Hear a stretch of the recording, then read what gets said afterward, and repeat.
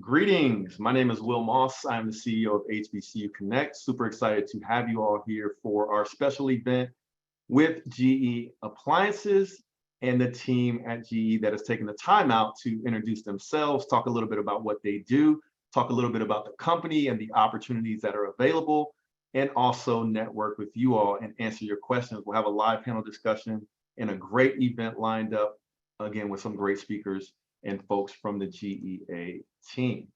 So let's go ahead and get started. Now, let me give you a little bit of background on myself in case this is your first time attending an HBCU Connect event. We do these events all the time from a virtual perspective. Prior to COVID-19, we were hosting these events physically in locations all over the country. But due to COVID-19, we kind of ratcheted up our online events and virtual events, which brings us to the opportunity for you here today. So one thing about the events here is the opportunity for you is not just to learn about GE Appliances and hear from some of the team members, but the opportunity is actually for you to land either an internship, a co-op opportunity, or a job after graduation. So this is an intentional event. It's a diversity-focused event, and we really want you to take advantage of this opportunity. So what I'm going to ask that you do is if you have questions, if something piques your interest, definitely engage and interact with in the chat and also during our panel discussion and live Q&A. So you'll have the opportunity to ask questions about the different programs and opportunities, ask questions to some of the team members. If they say something that piques your interest, definitely take advantage of this opportunity to engage. Now, a little bit about our partnership with GE Appliances. We've actually been partnering for a couple of years now already. Partnership started out with the job postings from GE Appliances and internship opportunities being posted on our website, of course, and advertisements that we push out through social media. This is actually our first virtual event with GE Appliances, so you are in the right place at the right time to have access to the team and to engage. So we really want you to take advantage of that. So speaking of the team, we have a great team assembled. Kudos to the GE Appliances team for volunteering their time to be here for you. So I'm going to start out. These are some of the folks that are going to present in this evening or this afternoon's event.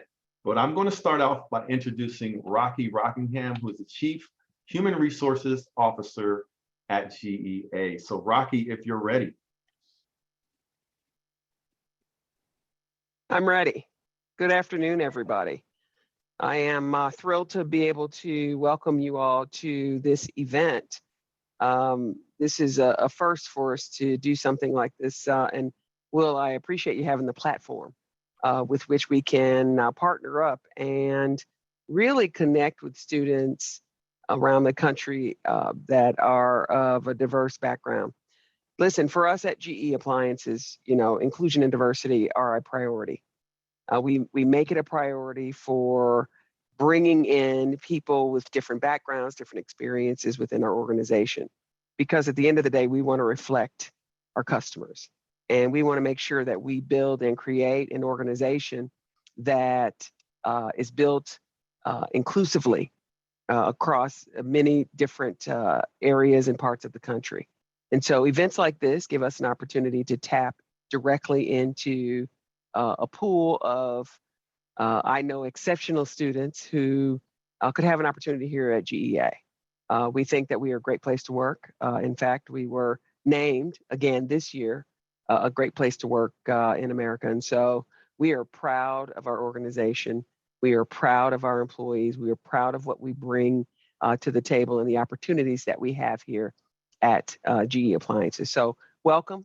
I wanted to jump on at the beginning and thank you for signing on and signing in. And I wish you great success in coming our way. We would love to have some of you join our team and become a part of it. So thank you very much and welcome. And I know that you will really enjoy what our team has to bring for you. I think they're top notch. We got the best in the industry. Of course, I'm biased, but I believe that they'll bring you what you're looking for. So enjoy the event and thank you for joining. Thank you, Rocky, for taking the time out to do that intro. We really appreciate it. Absolutely. All right, take care. Okay, so thanks, Rocky, for that. So let's go over the agenda for this evening's event. So we're going to have a company overview to kind of kick things off, so you have an idea of the, who is GE Appliances. I'm sure a lot of you have heard of GE, but maybe you're not familiar with GE Appliances and what their focus is. So we're going to cover that. Then we're going to introduce our keynote speaker, who's going to go over the innovation that is happening at GEA. Then we're going to talk about early career opportunities.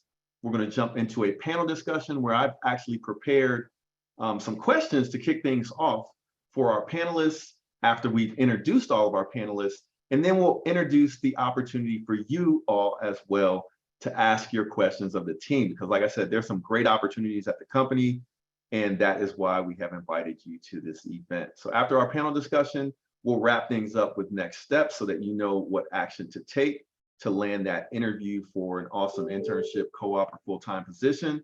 So stay tuned. Let's go ahead and get things started. All right, so next let me introduce Amanda Perry, who is the Senior Director of Internal Audit there at GEA. So Amanda, if you're ready. Yeah, thank you. Hi, everyone. I'm Amanda Perry. I've been with the company around 11 years now, and I think it's a wonderful place to work as well. So I'm just going to start us off here with just a few just basic overview slides on our company, so you can get to know who we are a little bit more, and then we'll lead into the keynote.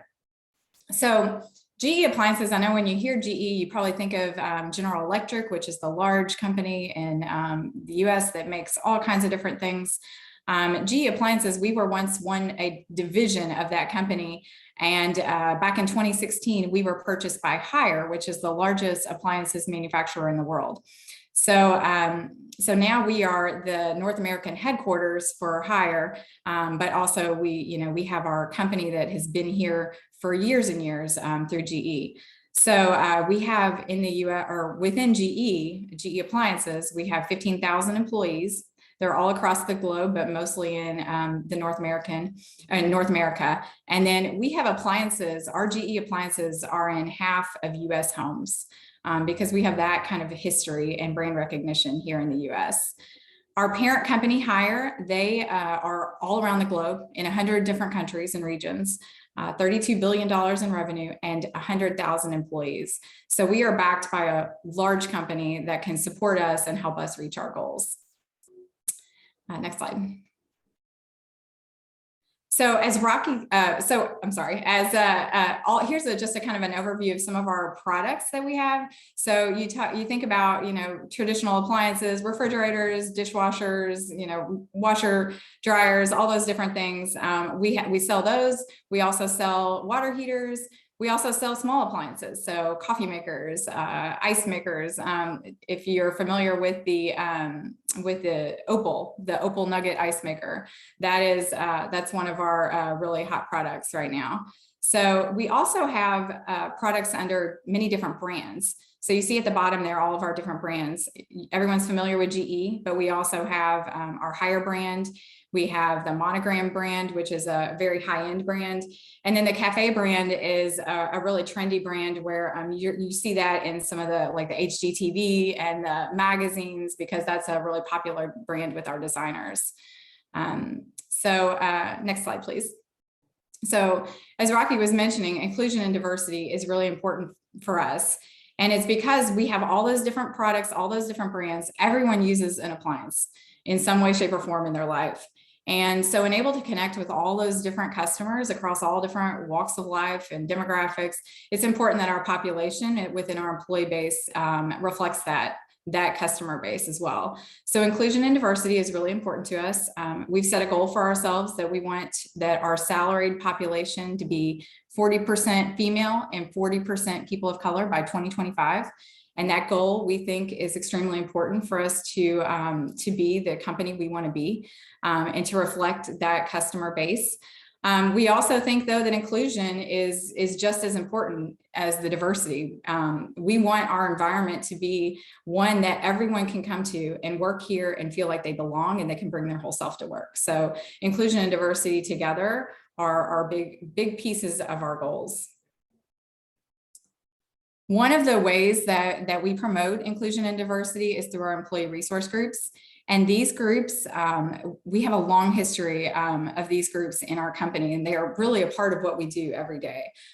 So we have groups to represent many different kind of backgrounds and interests. And we encourage all of our employees to join whichever groups they would like to join. So you don't necessarily have to be a woman to join the Women's Network, for example. You could join to make connections, to learn about those different backgrounds and interests, to also just to kind of help to make a positive impact in the community, because these groups do support all these different, several different initiatives related to what their demographic is. So we have lots of fun events related to these groups, and it really helps to build that inclusive culture. Another thing that is really important to us is volunteerism. And this is another thing that has really been in our history for years and years. Within our local community, we do a lot of volunteer events. In fact, this week we are doing our GEA Blue Wave, which is where hundreds of our employees are going to go out into our communities and do volunteer events. So we'll be doing that in the next few days here. And we feel like this is really important to give back and really part of who we are. And then just the last thing on our overview, I know Rocky referenced our 2022 Great Place to Work award. We've had several other awards, and what this tells us is that our inclusion and diversity efforts are working, and we're doing things that make this a wonderful place to work, and that is just something that is imperative to us reaching our goals. So with that, I'll just turn it over to Mike to give you a little bit more about technology at GEA. Welcome, Mike, if you're ready. So we have Mike Ekbundit, who's Director of Engineering and Development. Mike, if you're ready. I am. Thank you. Thanks for the opportunity. My name is Mike Ekbundit. I'm Director of Engineering Development. What that translates to is I lead a big portion of our talent pipeline for the engineering group. So I manage our Edison Engineering Development Program, which is our graduate program, and I'm a stakeholder in all of our co-ops and interns for the engineering function. I've been with the company for about 13 years. I'm a mechanical engineer myself, and I certainly am biased about how great a company we work for. I'm a member of all of the employee resource groups that Amanda just pointed out, and I can vouch for the volunteerism because I also volunteer. I'm currently leading hundreds of students from our area to develop projects to improve disability inclusion in public spaces. So, you know, when I'm here talking, I'm not just reading and making my hands move real big. I'm passionate on this topic, and I'm glad to have the opportunity. Looking forward to talking to all of you if we get the chance. So, GE Appliances. You know, I remember what I thought when somebody said that to me the first time. And for many, that name calls up these nostalgic ads from the 1950s and 60s. And maybe the slogan, "We bring good things to life." If you're old enough to remember that, I'm probably giving a sign of my age now with that one. But when asked what we do at GE Appliances, many guess that we make light bulbs, or that we make household appliances based on old technology and old processes, as if we're in some kind of time warp that's stuck in a loop in the middle of 1900s.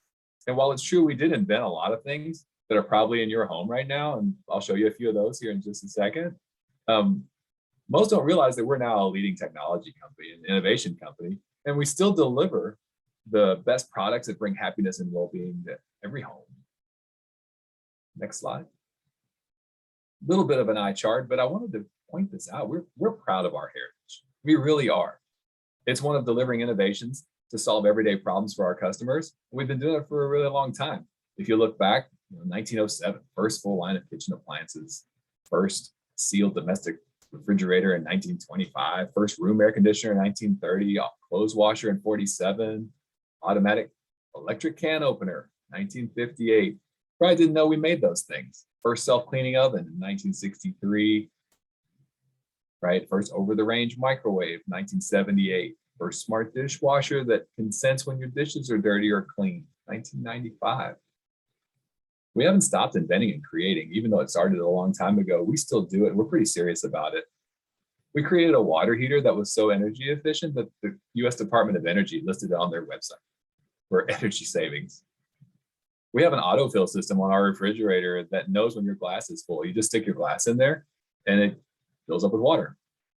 It's a little nerve-wracking when you first do it, if you've never seen one, right? You stick your glass up there and you're like, I don't know if it's gonna stop, but it always does.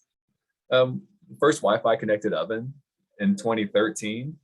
And then First Build, I'm actually sitting at First Build today.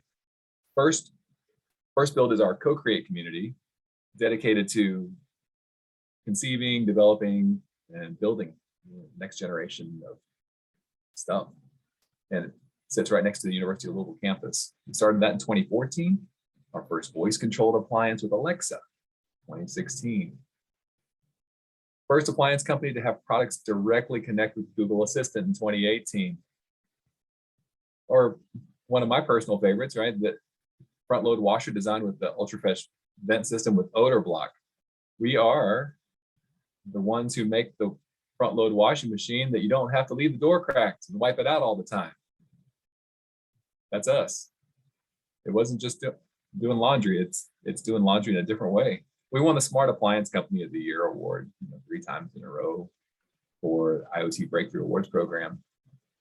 We have this kitchen hub with LCD. It's got this camera system that's connected to AI, connected to your phone, and you can precision cook using AI on a camera system that keeps an eye on your food. We do amazing things. We started out that way, and we are still doing it today and going strong with no plan to slow down. Next slide. So just to highlight a couple of things, right? In 1947, I pointed out the whole first completely automatic clothes washer. That's great. And I just told you about the front load washer that we have now. On top of that, that thing can tell you how much water you need, how much soap you need, how much you need to wash it, what's in there. Just throw it in there, push the button. And then you don't have to leave the door cracked when you're done. There's a vent system in there that's built that helps control bacteria and that causes odor. And in a world that's post-COVID where we're worried about sanitization, here you go. We had this out before that happened. We were ahead of the wave. We still are doing that now. Next slide. You remember the kitchen setup I told you about in 1907, right? It was things you could boil up on the stove, things you could put some coals in. And now it's gotten I don't know, George Jetson is probably too old of a cartoon for anybody on this call to remember, but this is stuff you just imagine. Like now our cooking products are so advanced, you can actually download new cycles and features to your oven. One of the more popular ones is turkey mode. You can actually download turkey mode to your oven through our app, and you will be able to cook a turkey perfectly every time you cook one. It's kind of like how Tesla downloads features to their cars all the time. We do that with our appliances. We have a cook cam. You can sit on your couch with your phone, and thank you for remembering the Jetsons. I see you in the chat. You can now sit on your couch and watch your cookies get cooked through a camera in the oven to help you know when your cookies are done. You know how hot your burners are, how hot your oven is, all the things. It is, it's more than you can imagine, right? No preheat, air fry, app controls. We are connecting, we're inventing, we're doing stuff over the air, stuff you probably didn't even know is possible for appliances. We're doing it, and we're leading the charge on it. Next slide. I told you about the app.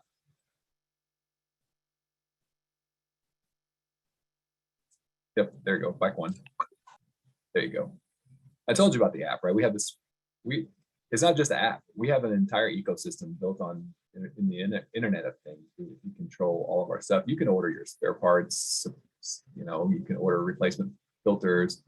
You can check all the things about all the devices, all through the app connected to your house. There's, obviously the internet did not exist in 1907, so we couldn't have invented it in 07, but here we are now, and we are, as a company, leading the charge in this space. Programming on the Android platform, iOS, and doing cloud, over-the-air updates, all the things. If you can imagine that being done in the computer science field, we're doing it, and we are leading from the front. Forward thinking, connected. And it's not just what we do, because I'm an engineer, so I'm talking about the products, but it's also how we do it. We have, a fleet of unmanned tuggers that pull freight around our distribution system. We have little drones, not the right word, unmanned tuggers that are pulling materials around our factories. And we are leading, not just innovating in our products, but we're innovating in how we work and how we do things. Next slide. Of course, our innovations don't just happen. We have the latest tools and equipment, just like all the other leading technology companies. Right? If you've heard of it, that somebody's using it, we probably have it and use it too. Right? Some people are surprised to hear that GE Appliances sits on the cutting edge of technology. But we utilize the latest CAD software, latest analysis tools. We do stress analysis, heat flow, air flow, fluid flow, metal stamping, if you can think of it, we do it. We're doing it, and we do it really, really well.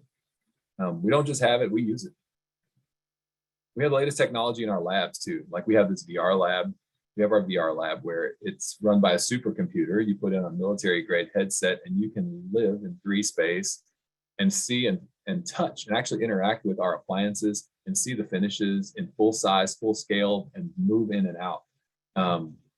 And see and literally walk into pieces and parts of the appliance that you might not get to see otherwise. It's a different way to experience the world, and it lets us be able to innovate all of our products faster and better.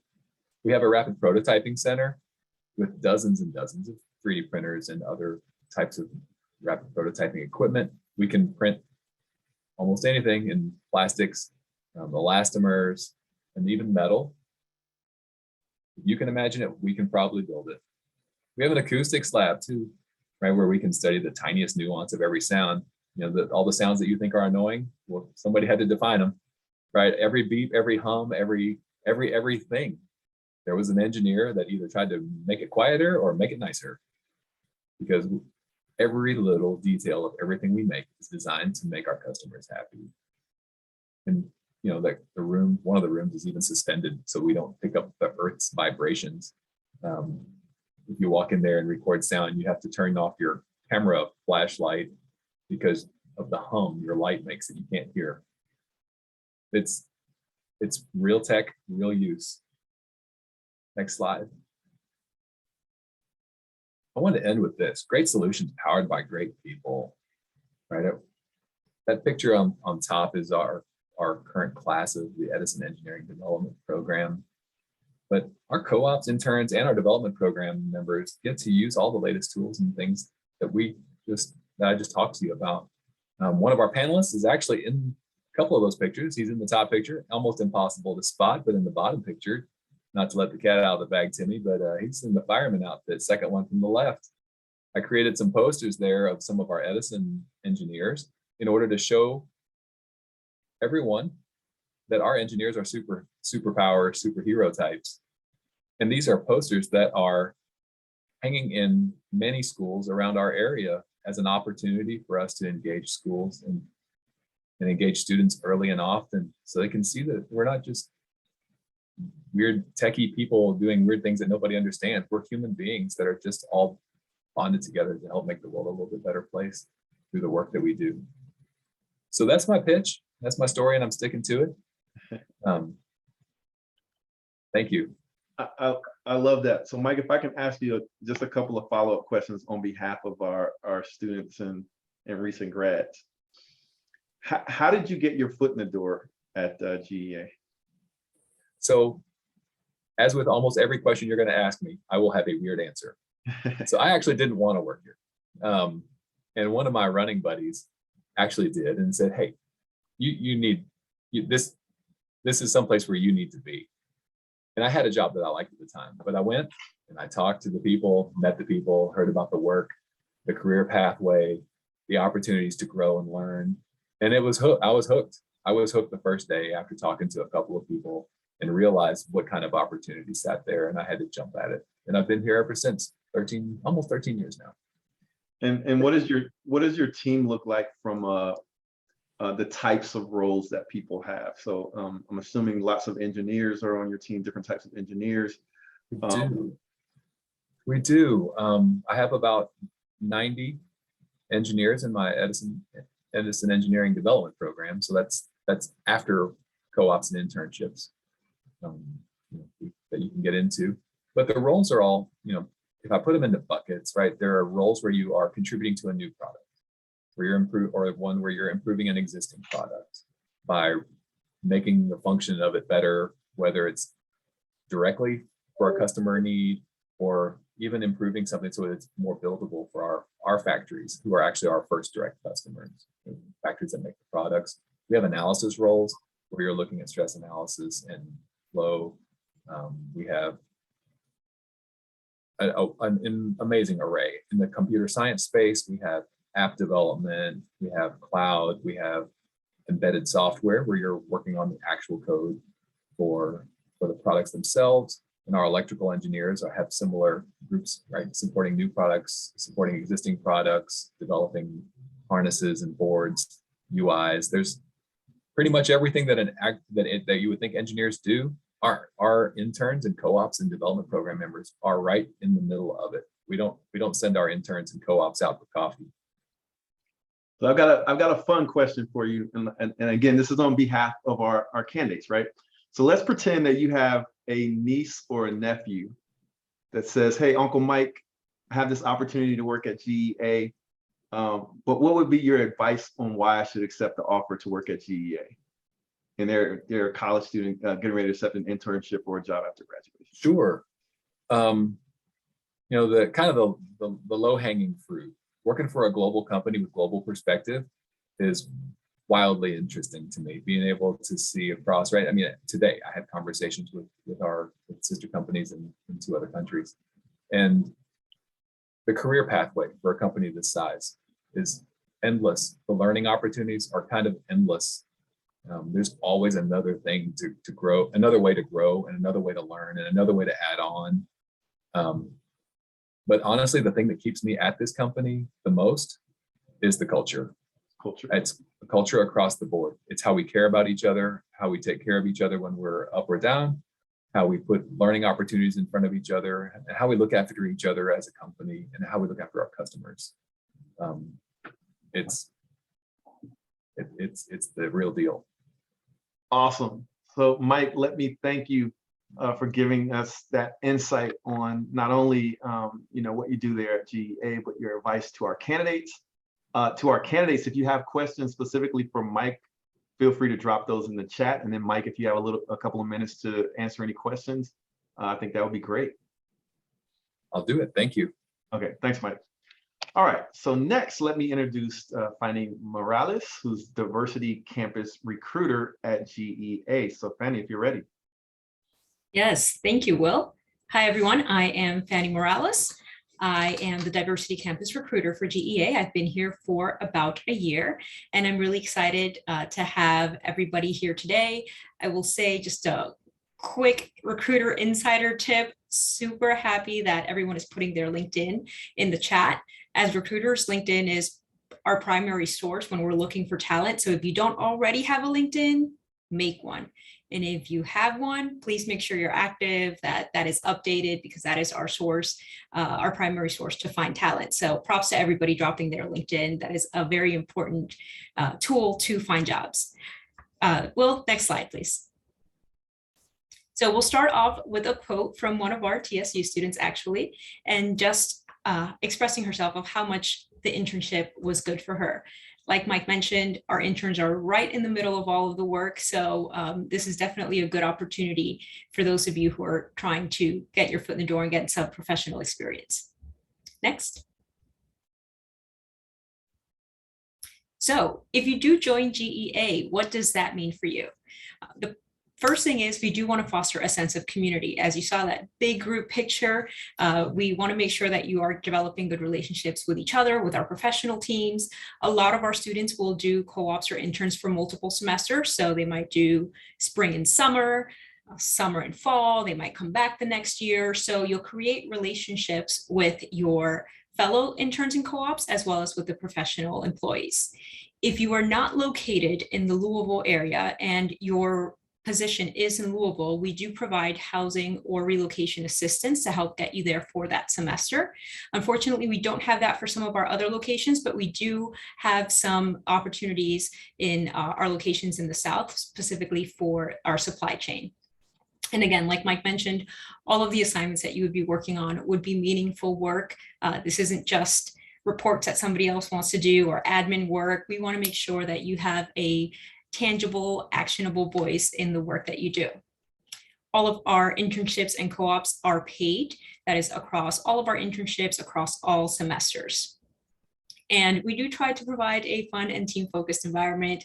Again, between the ERGs and the different activities that you do, it takes a lot of good people to make these appliances. The Kitchen Hub, which is also one of my favorites, like Mike mentioned, it takes a lot of good minds working together. So we try to provide a good environment to foster all of that creative thinking.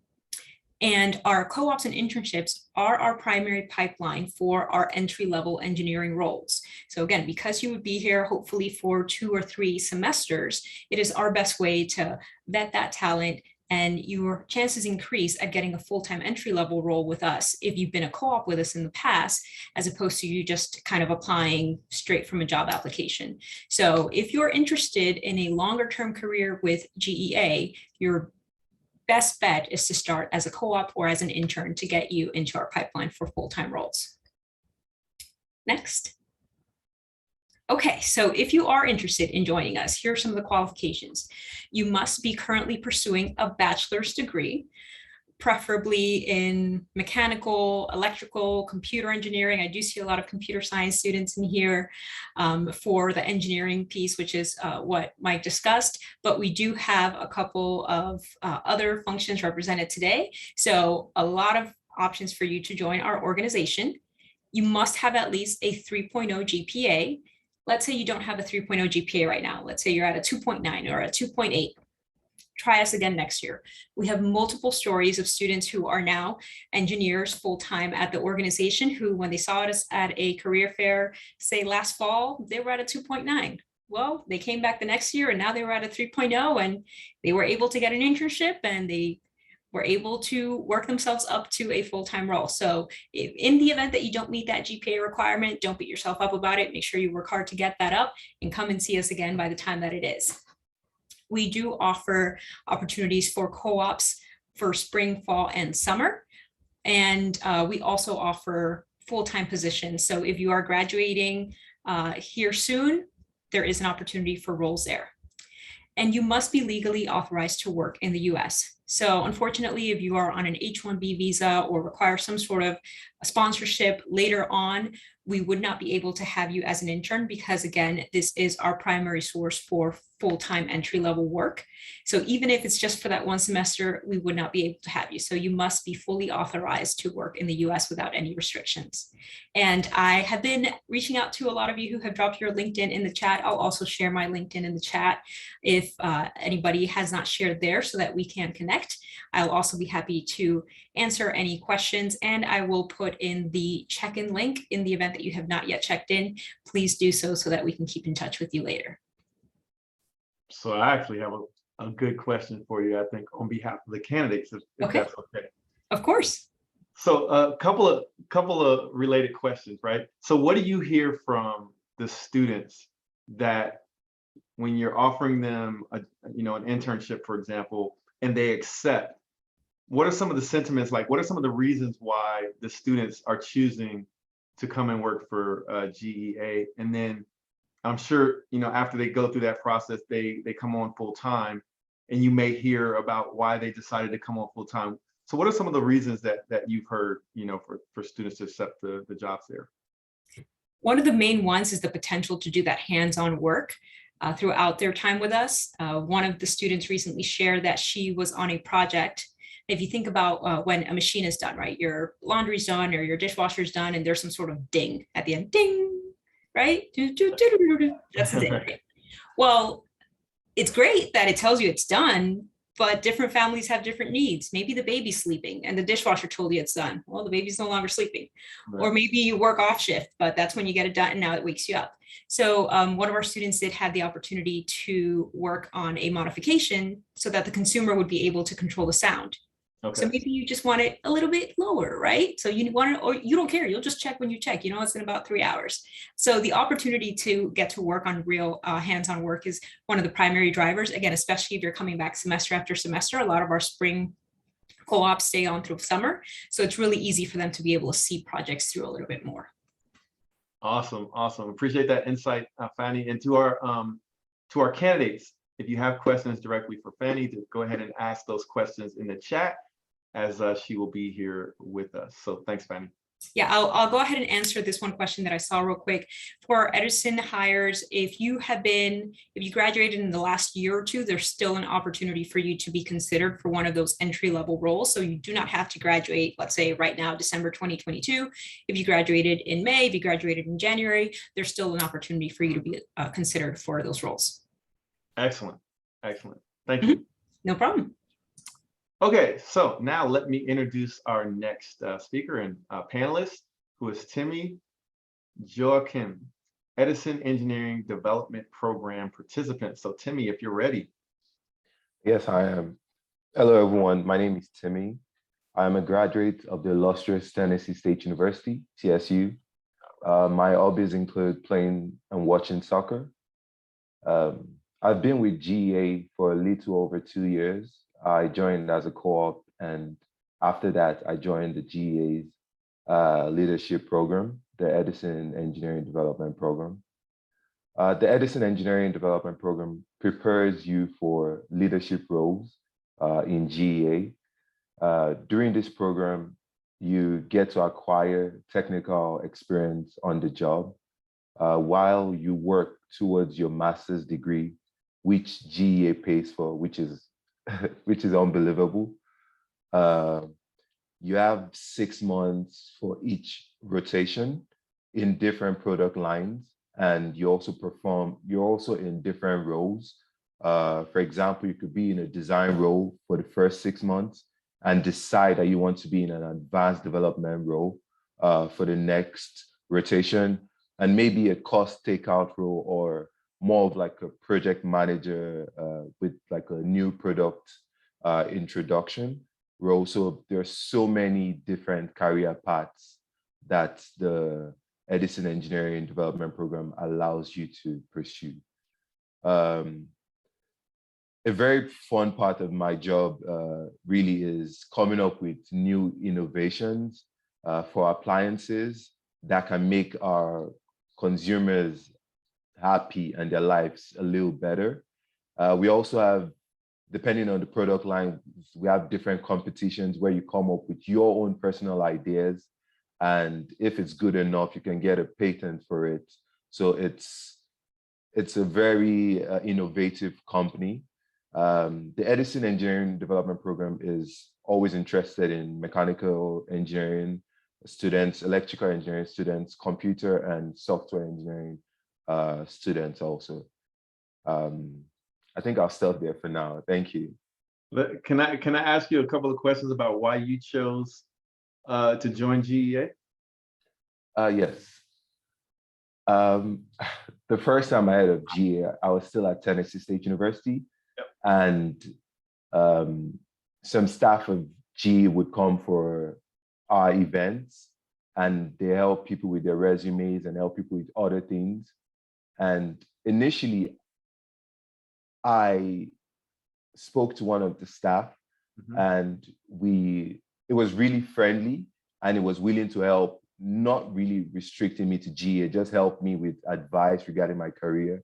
And we built like I would send an email and he'll send another email, and we're just like communicating based on my career part.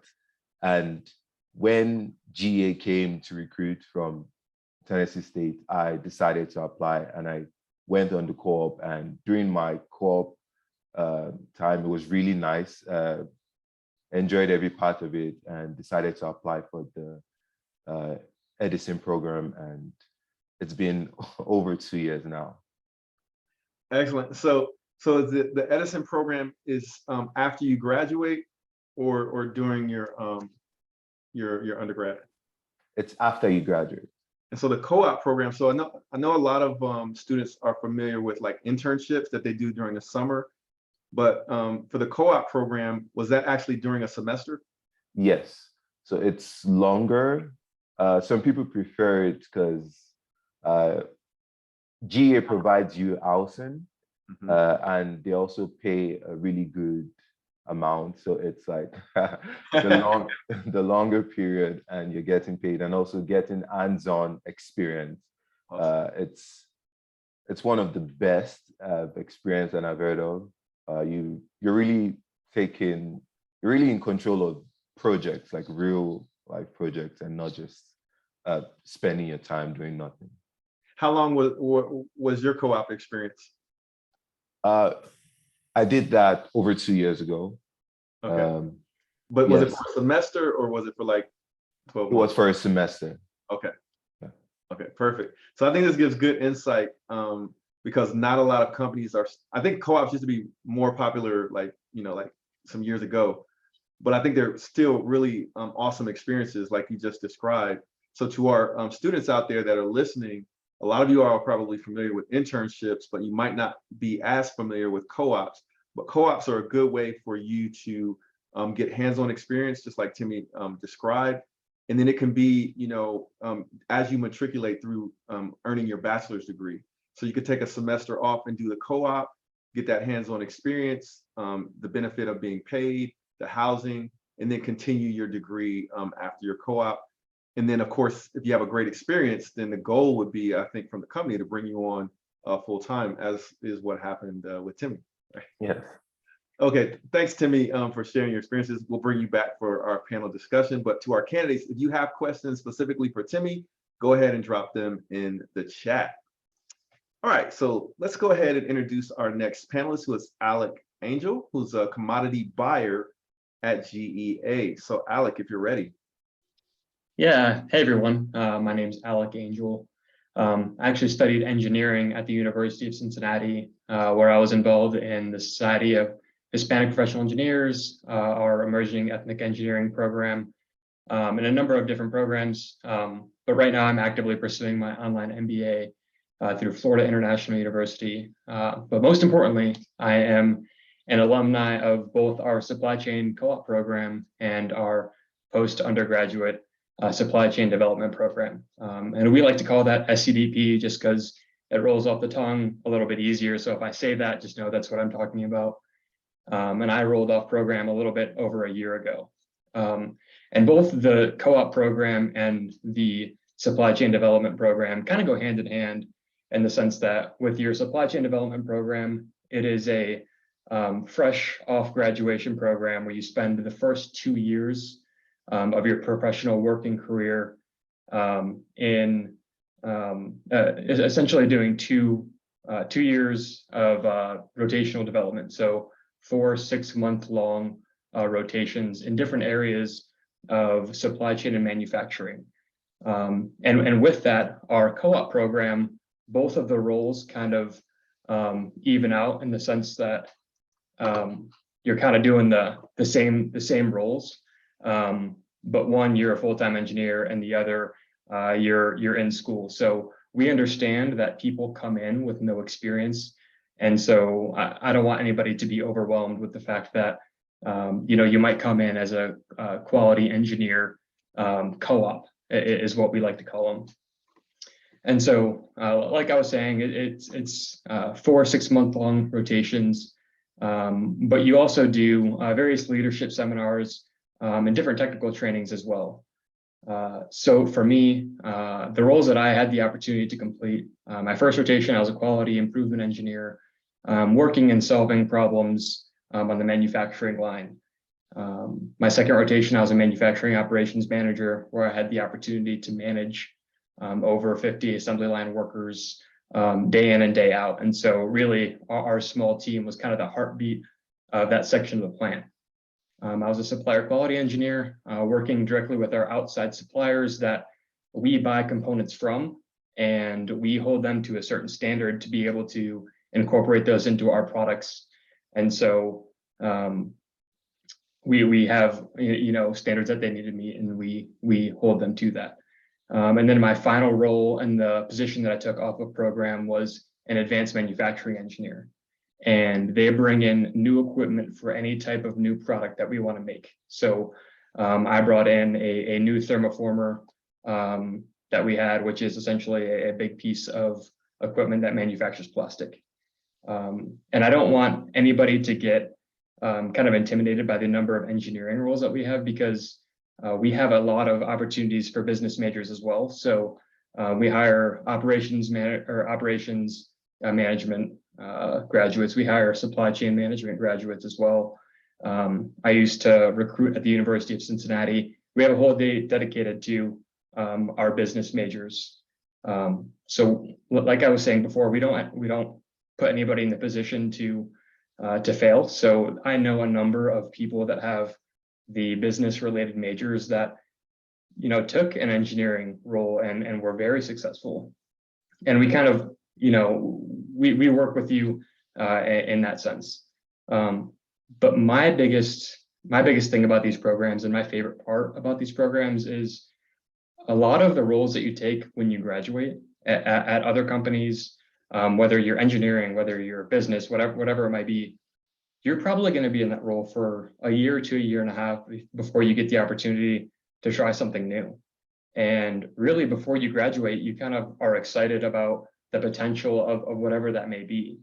But really, SCDP and all of the other development programs give you the opportunity to actually do that job. You get to do it. We kind of take that whole stigma around, hey, you know, we're gonna hire you out of college, and we flip it upside down by saying, hey, we're gonna hire you out of college, but we're gonna give you the opportunity to try a number of different things to, one, let you figure out what you're gonna do, but two, figure out what you're good at too. I'm a firm believer in that you're gonna get the best out of somebody when you put them in a job that they enjoy doing. And this is an amazing opportunity to be able to do that. A lot of our assignment leaders are senior managers in the business that go on to be director level roles in the business. So, you know, you could be doing a role right now that's working for your assignment leader for 6 months, but 5-10 years down the line, you might find yourself in a position where they're a director or an executive director, and you say, hey, remember that one time that I worked for you, 10 years ago, and I did a really good job. A lot of people keep that in their back pocket. And a lot of people recognize, especially within the business and out of the business, how great of an opportunity these development programs are. And so that's really my favorite part about the programs. And so, like what I was saying earlier, if you guys have any questions about any other potential roles that I can go more into depth about, please reach out to me directly or post in the chat. And I think we're going to have a panel discussion too. So if you find that you want to ask any questions there, I'd be happy to answer. Awesome. I'm sure I'm actually getting some direct messages now about skill alignment, right? So folks getting their undergrad degree, maybe they're getting a grad degree, and they're looking for opportunity, the breadth of opportunities that you have. So I encourage everyone, if you have questions about how your background may map to the opportunities, feel free to drop those questions in the chat, and I'm sure the GEA team will have a chance to kind of respond. But for Alec, let me ask you a quick question. What was the reason that you decided to accept an offer when you first started at GEA? Yeah, so a lot of it was kind of what I just said in the development program and kind of why I think it's so great. But aside from how great the development programs are, I kind of I started my first rotation at GE Appliances at a unique time where I did my first co-op rotation with the old GE. And when I came back to a new GE Appliances, a higher company.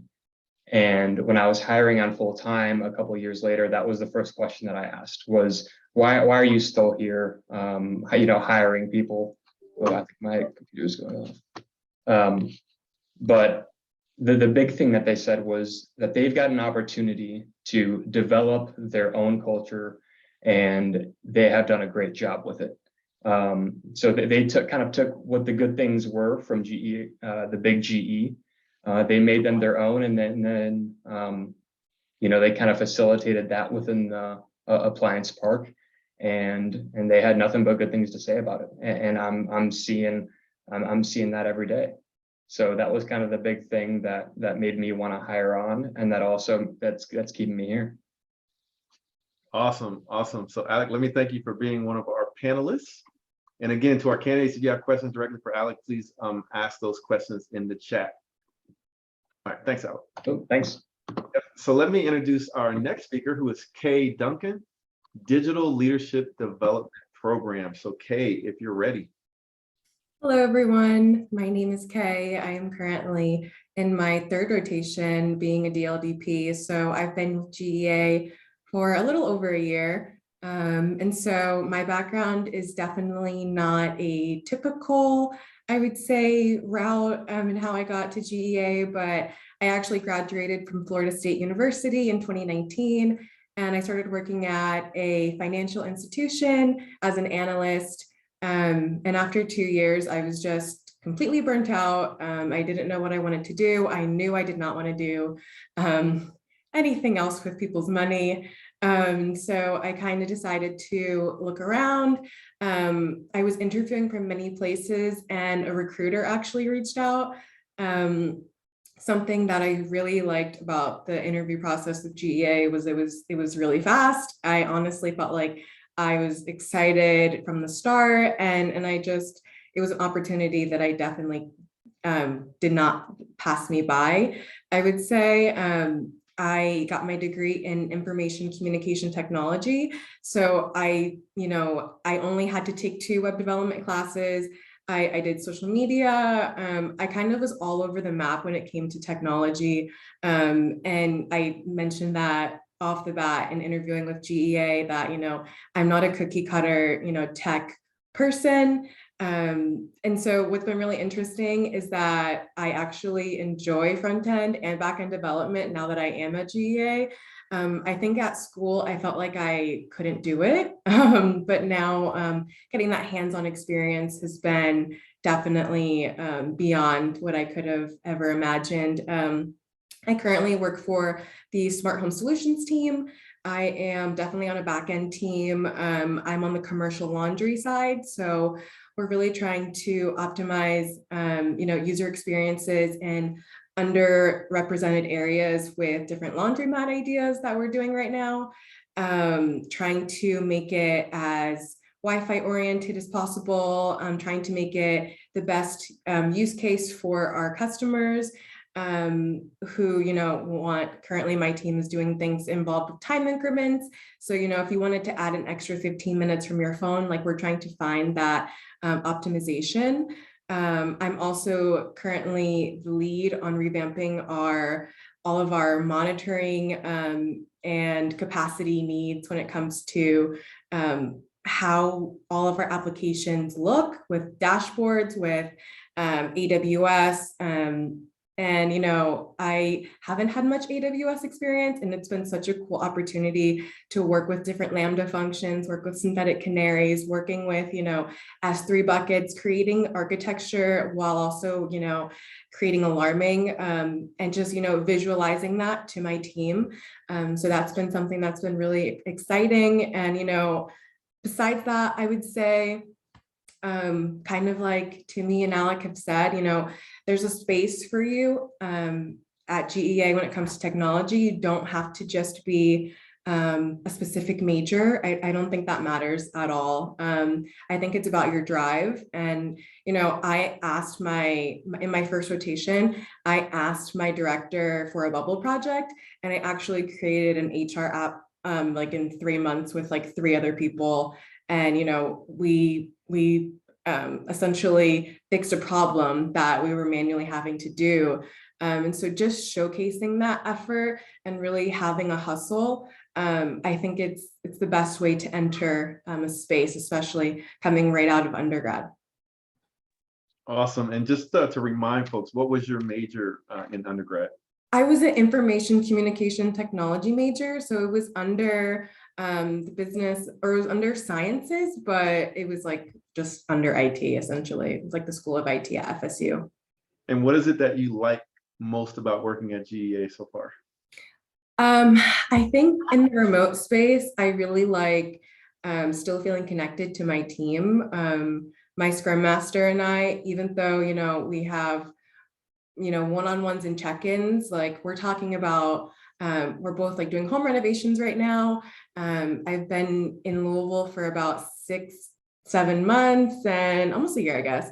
And I just purchased a home. And so it was really exciting. We've been kind of going back and forth, and there's really an interpersonal connection with everyone that I've worked with, but especially, getting to interact with your teams and, being on camera. And it's just really cool to be able to engage with people who are, wanting the best out of the company.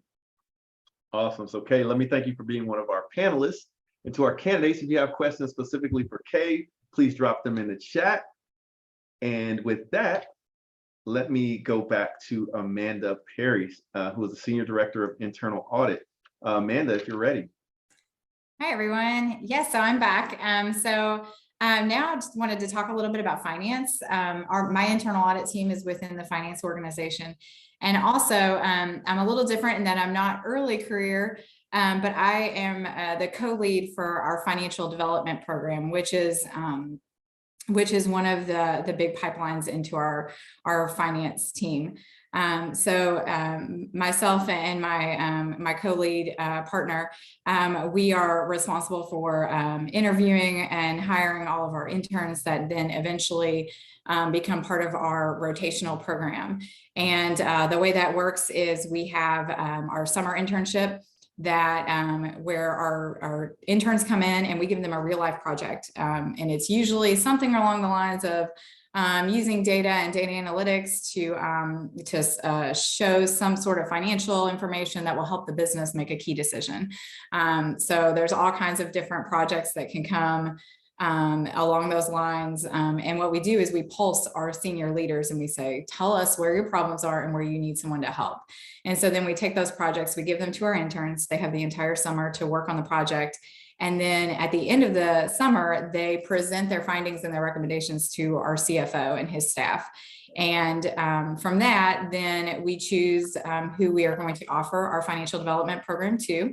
And when they receive that offer, then they become a full-time employee, and they go through 5 rotations, and they're all within different areas of our finance team. So within our finance team, we have things like audit. We also have accounting, but we also have budgets and operational finance and all kinds of different things with numbers, if that's what you're into.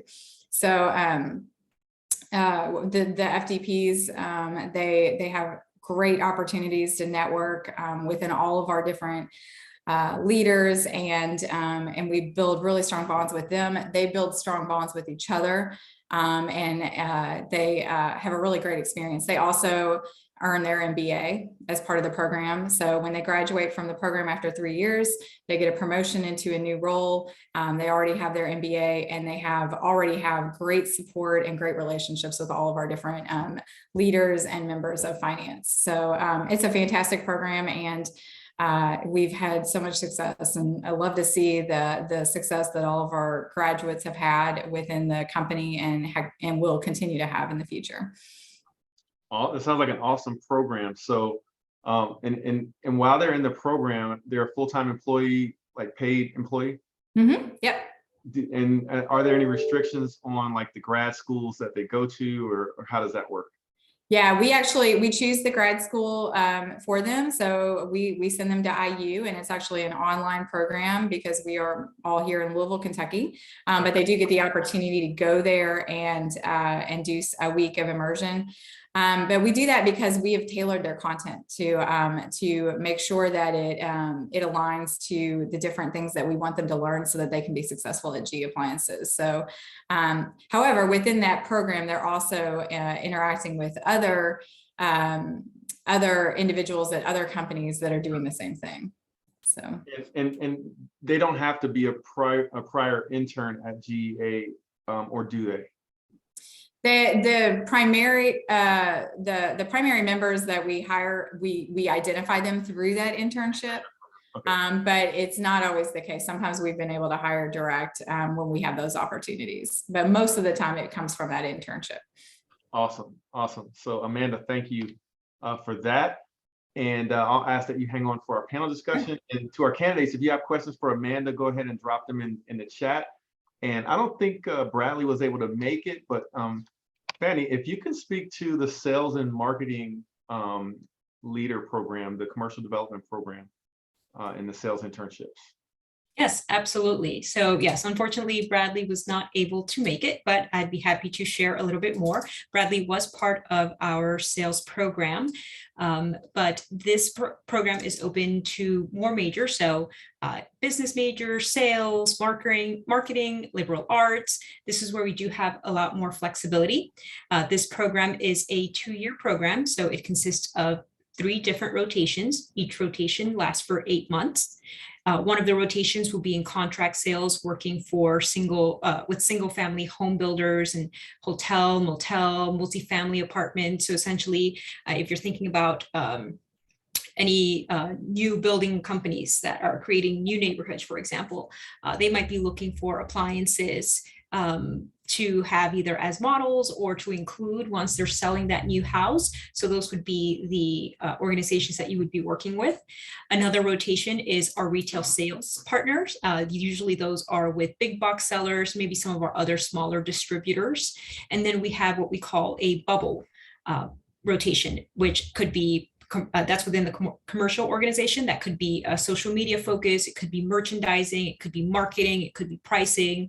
But as Alec mentioned, we like to provide different rotations, one, so that you feel like you're more well-rounded at the end of your 24-month program, and you feel like you know a little bit better where you want to go, but also to help you develop a little bit of your passion. Like maybe you think the contract sales is okay, you could do that, but then you go into retail sales and you're like, nah, retail sales is where it's at. That's where I'm good, at least, right? So we do like to provide all those different options for you. At the end of that 24 months, our goal is to get you into an area sales manager role. And as part of that role, you would be owning your own territory. So very exciting. You get immediate ownership, kind of like Alex said. And we recently had about 25 grads of the program. So it's something that is one of our, again, primary sources for getting new talent into our sales team. We also offer lots of seminars and training. It's very hands-on. And again, if you think that you want a career in sales, or maybe you have a liberal arts major that you're not sure what you're going to do with. I was a German French major myself. At the end of graduation, people were asking me, what are you going to do? And I was like, I don't know. I'm going to go around the world eating crepes and schnitzel. I don't know. But so in case that you're in one of those same positions, but you do want to build a career for yourself, this would be one of the programs that would be able to help provide you some of that clarity. Awesome. Thank you, Fanny, for sharing that insight on the program. And with that, let's go ahead and start our panel discussion. So for all of the GEA folks that'll be on our panel, if you'd like to turn your video on, I'll go ahead and take down my slides for now. And so to our candidates, now is your chance to partner with me and ask your questions to the team. I'm going to prioritize your Q&A over my questions, but I have some questions for the team as well to get us started. So let me go ahead and I'm going to put this on speaker view and let me highlight all of our GEA folks. And I'll kick off this first question to Amanda. So Amanda, first question is, what do you enjoy most about your position in audit at GEA? And how did your career grow into this role reporting to the CFO? Yeah, I think what I enjoy the most about my role now and the other roles I've had at GEA is just that there is a constant opportunity to learn new things and to continue to develop yourself. And I think that applies to really anyone in the company. We have definitely a learning mindset here, and that if you have an interest level and there's something that you want to do, you can go out and if you make that known, you can get those opportunities. And actually those opportunities are what will bring you the exposure that you need to be promoted and develop into what your next role is. And I think when reaching out and going after those opportunities is what got me to the role I'm in today. And I think I see that happening across the company with several individuals I work with. So it's just a fantastic learning culture, and there's just so much that you can do if you want to be here. Awesome. Thanks, Amanda, for that insight. Now, to our candidates, like I said, if you have questions for the team, the way you'll ask those questions is drop those questions in the chat. I will keep an eye on the chat for the questions that come in, and then I'll try to fill those questions or ask those questions to our panelists. All right, so this next question is I'm actually going to, since Bradley's not with us, I'm actually going to pose this one to Mike. So Mike, tell us a little bit about the hiring locations for your team and where they work. So I can speak to the engineering roles and for co-ops, internships, and for our development program. So the simplest answer is for the Edison Engineering Development Program. All of those roles are in Louisville. Those require relocation to Louisville, and you will stay in Louisville because we support all the things there. Plus, because you're on program and attending the University of Louisville, earning your master's degree, those classes are with the school. From our internship standpoint, most of the engineering roles, virtually all of them, are also in Louisville supporting factories here.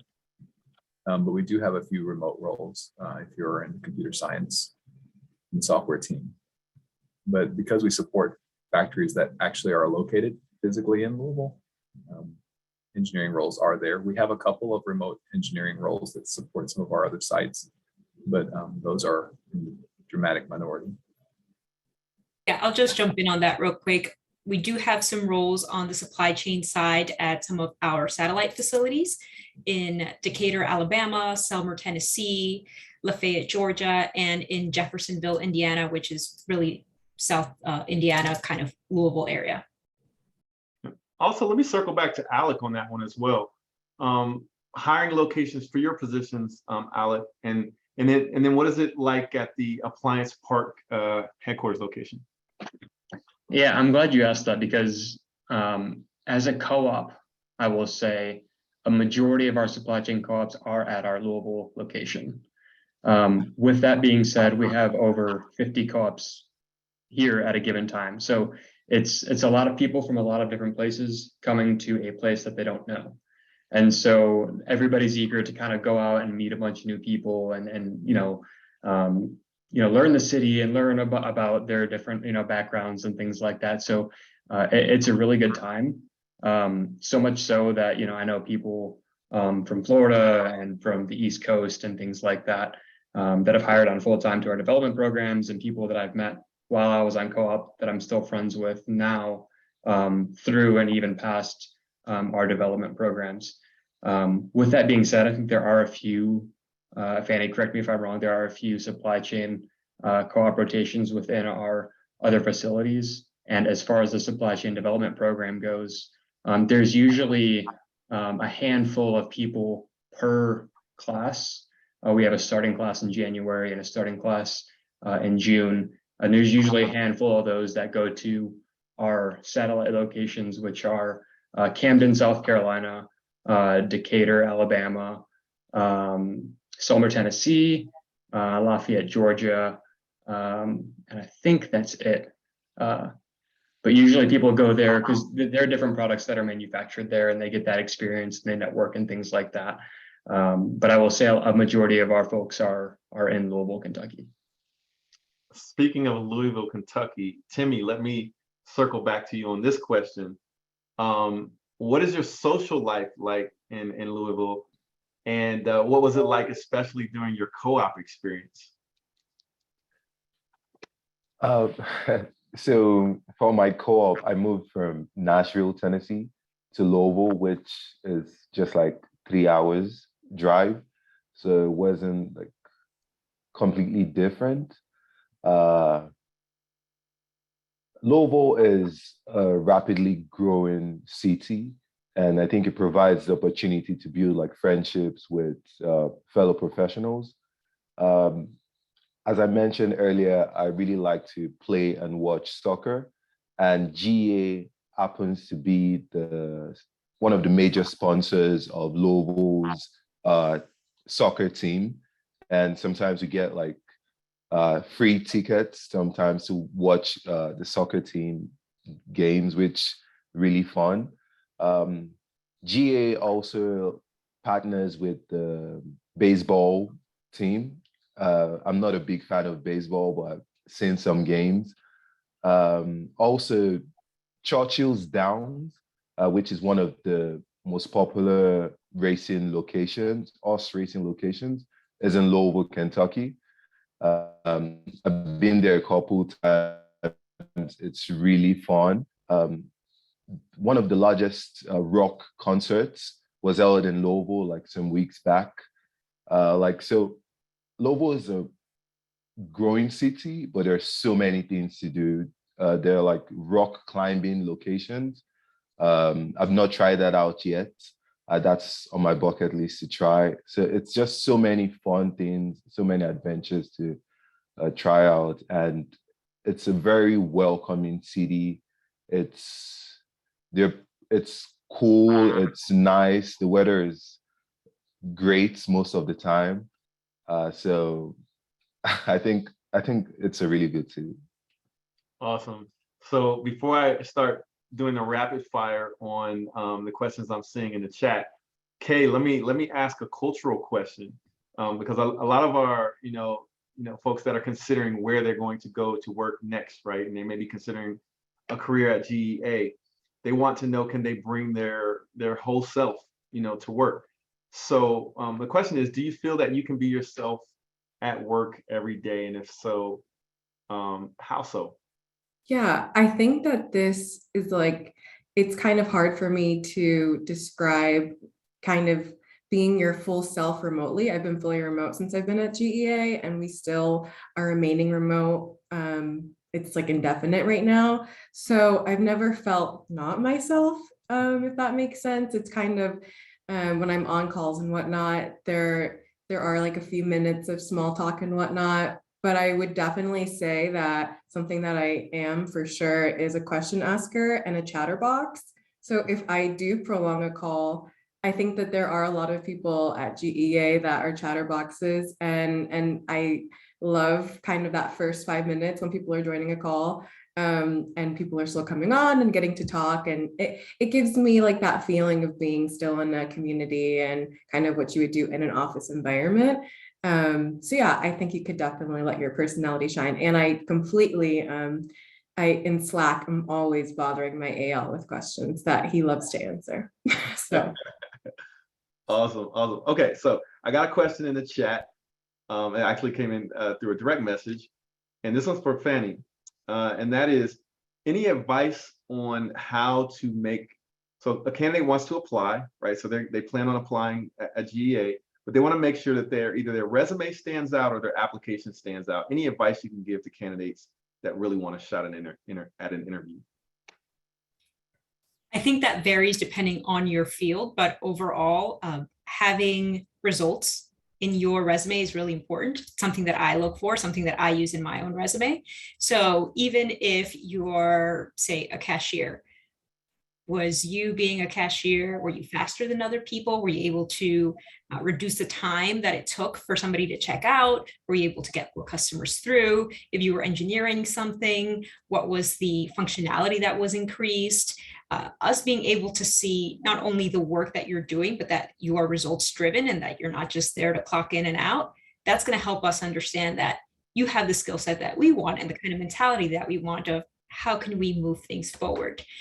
Definitely connecting with others at the organization like you're doing here is very helpful. I will say that every job that I've ever gotten has been because of who I know, not necessarily because of what I know. Again, I was a German major, so the fact that I ended up anywhere is really, thanks God. But the networking piece is really big, not from like a schmoozing or salesy, just, hey, listen, sometimes there's positions that are open that are not yet public, but we're asking for referrals. And we say, oh man, Timmy, I worked with him 3 years ago, and I think he would be a great fit for this position. We could call him, see what he's up to nowadays. Maybe he'd be interested in this role. So being able to connect with people, really, really helpful. That's why your LinkedIn is really important, and making sure that your LinkedIn has a lot of the same buzzwords that your resume would have. As recruiters on the back end, we do have access to seeing a lot of those questions that you answer, like if you're looking for a new role, in what locations, what kind of titles, things like that. So when we're doing searches, it helps us find that talent based on what we're looking for. So making sure that your LinkedIn is on your resume and is updated is also really helpful. And again, if you can make your experience be really results driven and be able to tell a story, that would be really helpful as well. No pressure, but the average recruiter spends 15 to 30 seconds on a resume. Mm-hmm. So make sure to use that real estate wisely and make sure that after I read that resume 30 seconds later, I understand what you want me to understand about you. That's gonna, if you think about it that way, I think it'd be a good way for you to develop your resume. So I hope everyone was listening. There was a few points where I took mental note to reiterate for you. Make sure you have your LinkedIn updated, because recruiters like to look at your LinkedIn profile. Make sure you have results and outcomes on your resume, because they want to see, not just what you know, but how you applied it. And network. So hopefully you all are taking notes. But those were a few things that I wanted to reiterate, because I know we have a lot of students on the call, and I get these kind of questions all the time. So definitely take note. Okay, so I see another question in the chat that I like to pose. There may be several people that may have different answers. So I'll ask that you all kind of chime in on the GEA side. And that is, if someone is graduating, and this particular person said they're graduating with a computer science degree in December, and they want to do a co-op in between graduating and going to grad school. Are there any options for them to do either a co-op or any special programs for that situation where someone wants to go back to grad school?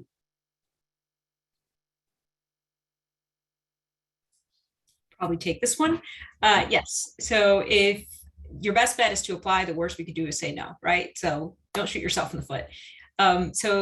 We do have opportunities for recent grads as well. And sometimes even if we don't have openings for our internship or co-op programs, there might be opportunities just for straight entry-level roles that aren't even related to this. So I definitely encourage you to look through the website, look at some of the job titles that you're interested in. And if you think you qualify, by all means apply. Awesome. And that would apply to those that are graduating in 2023 as well. All right, so let me circle back to some of the questions that I have lined up. And this one I am going to pose to Amanda. So Amanda, what would you say are some of the non-advertised benefits of working at GEA? Wow. Okay. So I think honestly, I always will go to the people. It's kind of hard to describe the people who work at our company and what a benefit it is to work with people that you enjoy, that are fun, that are competent, that are smart. And we really just have a really good time. And I think Kay referenced this a little bit, like just, the start of a meeting, the chit chat, and then, we do fun events as well. the finance team, we have a day that we call Finance Fun Day.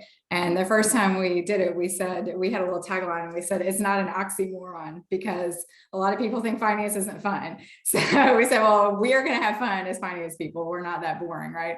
So, and in that day, we do like relay races and team events, and we're super competitive. So there's like this really crazy drive to win, even though there's not really a prize associated with it. It's just the bragging rights, right?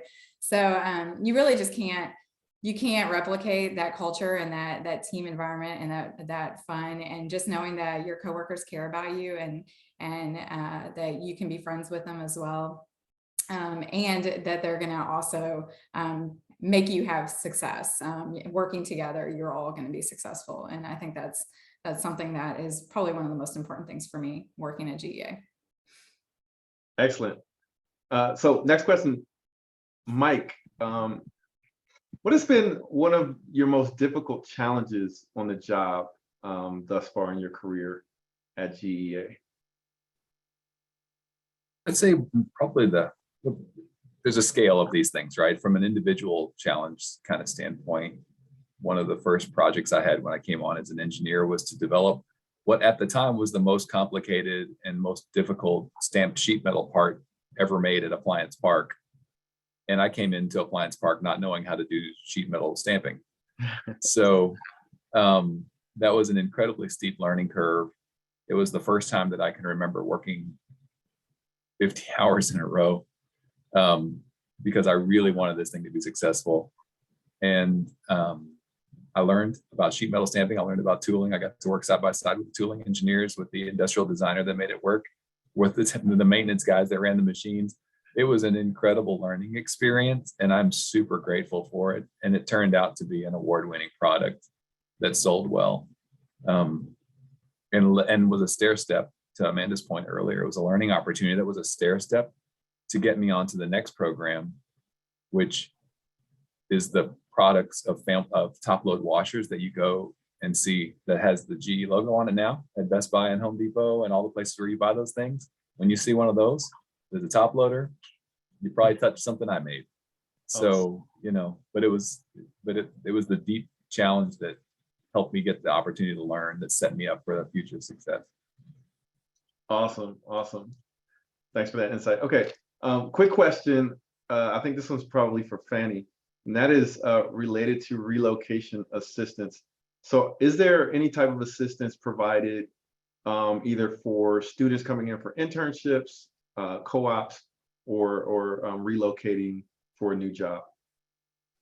There is, if it is at the Louisville location. Unfortunately, we don't provide that for our other satellite locations, but if you are coming to Louisville, we do provide either housing or relo assistance. So it's not roll out the red carpet, you don't have to pay anything, but as Timmy mentioned, we do pay you for your internship. So, you can kind of offset whatever we don't cover with that. Excellent. So let me circle back to, and that question came in through DM. So to our candidates, we've got about 3 more minutes left before we kind of talk about next steps. I want to get as many questions in as we can at 3 minutes. So if you have any more questions, drop them in the chat. And to the GEA team, if you want to help me out by keeping an eye on the chat in case we can't get to all the questions live, maybe we can answer them in the chat. Okay, but I wanted to circle back to Alec. Alec, so if I'm interviewing with GEA and I want to prepare, what are some of the soft skills that GEA looks for when you're bringing on new candidates? Yeah, so like I said before, I used to be a primary recruiter at the University of Cincinnati. And one of the things that I tend to look for, because we understand that a lot of the students that are applying, a lot of the students that are interviewing don't have a lot of direct experience to manufacturing operations, appliances, or anything aside from, bussing tables like me. And so one of the things that I look for is somebody that is curious, somebody that is asking questions, wanting to learn more, whether it's about the business or my experience, or what jobs a co-op could potentially be doing. So curiosity is definitely one for me.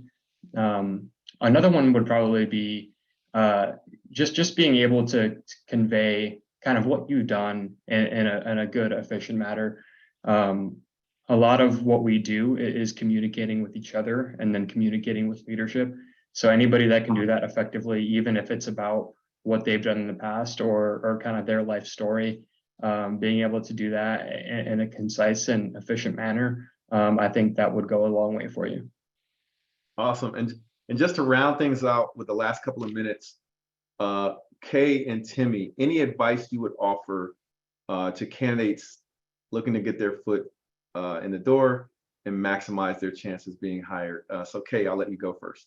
Yeah, so I've had to do several intern interviews for DT interns that have come in. Something that I've really seen the difference between who is and isn't and who aren't really picked at the end are having like side projects that you're working toward that are going to benefit you later on. So like if you really are interested in development, showing us, your GitHub or presenting, projects that you're working on, whether it's even in school, that really gives you a leg up on how you look to like competition. Excellent, excellent. And Timmy, any advice you would offer for our candidates that may interview with GEA? I think just taking out a little more time to get to know GEA, and so you can have like very insightful questions to ask during an interview. I think that always helps because it shows you want to work here. So I think that's something I'll say. Excellent, excellent. So we're right about at time. So what I'm going to do is I want to do two things. So for all of our candidates that actually came prepared to come on camera, if you want to turn on your camera, we're going to get a photo opportunity. So we're going to Louisa, if you could help me unspotlight the GEA team. And to our candidates, if you want to go ahead and turn on your video. And then what I'm going to do is bring up next steps, right? So you're looking to land an interview with GEA. Let me share my screen. Here are the next steps that we want you to take, right? So go ahead and turn your camera on if you're prepared to do that. If you're in a place where you can do that, we'll get a photo out. But while you're doing that, obviously GEA is hiring. They have opportunities all over the company in engineering, manufacturing, supply chain, digital technology, finance, and sales. There's a QR code here that you can use to jump into the career opportunities. We'll also grab the link from that and send it out in a post-event email. But then there's going to be interview days coming up really soon, actually next week. So let's see, the 19th is on next Wednesday. So there's going to be three interview days towards the middle and end of next week. So if you want to land an interview, you need to go ahead and apply for the opportunities right away so that you can be considered for those interview days. And don't delay, formally apply online today. Like I said, we'll send out the link, but you can use that QR code. And with that, Fanny, did I miss anything? I think you're good to go. Okay, awesome. All right, so with that, I'm going to take down my sharing. I want to get a snapshot of your smiling faces before we go. I want to thank all of you all for coming. I want to thank the GEA team for taking the time out to share your experiences, to share your opportunities, of course, with our candidates. And to our candidates, we cannot do these events without you. So we appreciate you all coming to learn more, but I really want you all to take advantage of these opportunities because a lot of times you all, are enrolled in school, you're focused on getting your GPA up, but you might forget about how important those internships are or those co-ops are to get that experience on your resume, because when you get done and you get that degree, you're going to go out and look for an opportunity, and the companies are going to be looking at your resume and your experience and the effort that you put forth, not only in your academics, but the effort that you put forth to learning more and gaining experience. So that competitive advantage for you is to take advantage of an opportunity like this, to do a co-op, to do an internship, to get into a leadership development program like what is being offered to you now. It's a serious thing. So if you ask me, like when I went to school and made that investment, I wanted a job after graduation. So I got my GPA together and I did an internship every summer and I came out competitive, right? And I landed a great job. So I hope you all take advantage of this opportunity. But with that, enough of me on my soapbox. Let's go ahead and grab a screenshot of your smiling faces. If you want to turn on your camera, let's do that. Everybody say cheese. Luisa, you ready to get this screenshot? Yep. All right, let's do it. Cheese. Okay, thanks everyone. Appreciate you all coming. Look out for an email following up from us with those next steps and directions. And best of luck to you, and let me know if you land that interview. All right, take care, everyone. Thanks, everyone. Thanks, everyone.